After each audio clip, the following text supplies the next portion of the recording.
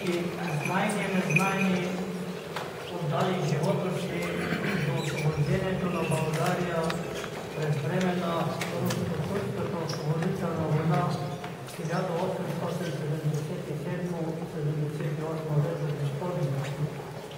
Отдавна във Востока, от далечния Сибир идват да положат душата си, костите и кръвта си да толерят мъченически за освобождението на християнството от исляма от полумесеца. Тук този храм, крипта, както наричат, са положени костите на знайни и незнайни руски богатири и български опълченци. Беше предвидено да бъде храм, беше осквернен, положен статуя на Светая Свети, точно на местото на Светия престол в олтарната част.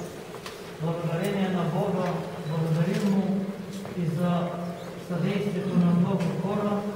Днес функционира този храм, за да се възнасят за упокойни молитви за всички знайни и незнайни, упокоение на душите, Царството Небесно, Бог да ги прости и вечна да бъде паметта им.